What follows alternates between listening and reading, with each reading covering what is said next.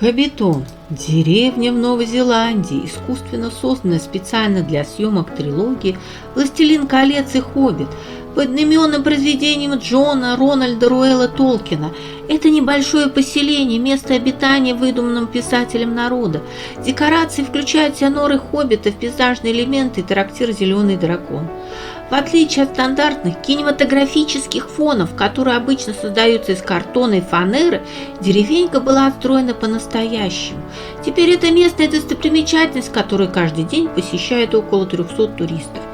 Новая Зеландия, в частности Северный остров, славится своей богатой неповторимой природой. Сочной растительности, пасторальные пейзажи практически не испорчены современной цивилизацией.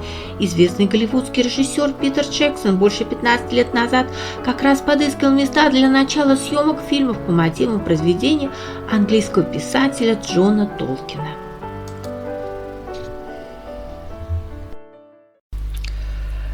Пролетая на вертолете над островом, он заметил большую овечью ферму, раскинувшуюся на живописной холмистой местности, так похожей на места, описанные в трилогии «Властелин колец» и книге «Хоббит». Владельцами оказались трое братьев из семьи Александр, которые охотно продали киностудию большую часть здешних угодий. Уже в 1999 году началось обустройство капитальных кинодекораций Хоббитона. Режиссер не захотел идти традиционным для Голливуда путем, который подразумевал установку простых фанерно-картонных декораций и последующую прорисовку с помощью компьютерной графики.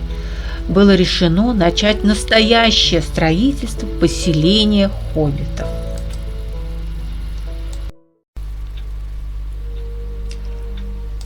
Активное участие в проекте Хоббитона принимала армия Новой Зеландии.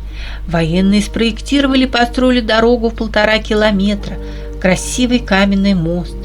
Применили специализированную землеройную технику, чтобы создать заготовки для круглых хоббичьих нор, сделать пейзаж еще более рельефным.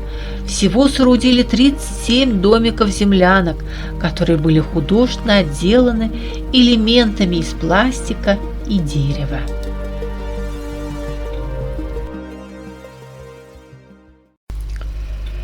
Согласно оригиналу произведения, нора Бильбо Беггинса находилась под старым развесистым дубом, однако на здешних холмах не было крупной растительности. Чтобы достоверно воссоздать картину, в близлежащих листах выбрали подходящее дерево. Распиленное на куски его доставили в Хоббитон, установили и собрали, а листву заменили на искусственную. Но долго такая декорация не продержалась и была заменена синтетическим деревом из оптоволокна, которое красуется на этом месте сегодня. Всего на создание этого маленького деревенского рая были потрачены почти год напряженной работы и огромный бюджет.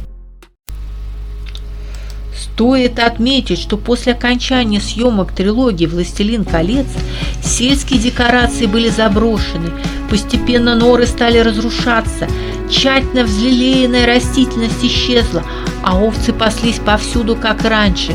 Возродились эти места только в 2012 году, когда было решено снимать начало истории «Кольца всевластия» по произведению «Хоббит» или «Туда и обратно».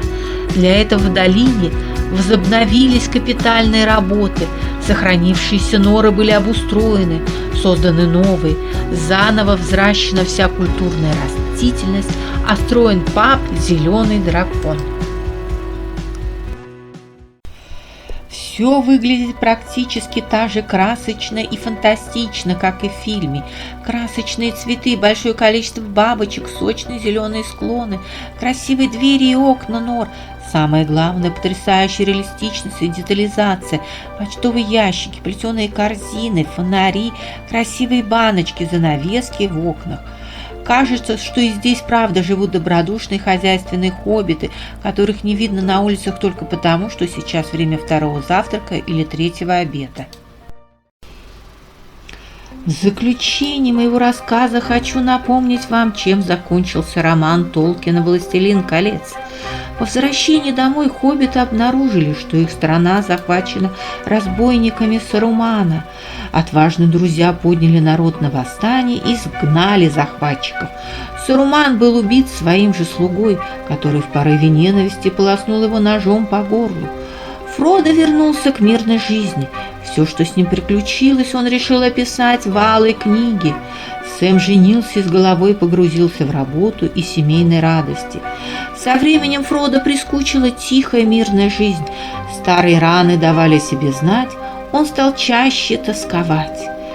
В итоге Фродо, Бильбо, Гэндальф, Элронд и Галадриэль отплыли на корабле в далекую страну эльфов, Валенор. Вместе с ними исчезло все волшебство, и наступила 4-я эпоха, эпоха смертных людей. Произведение Толкина учит смелости, отваге, дружбе, ответственности за свои поступки. Оно доказывает, что даже самый неприметный, на первый взгляд, человек способен изменить мир в лучшую сторону.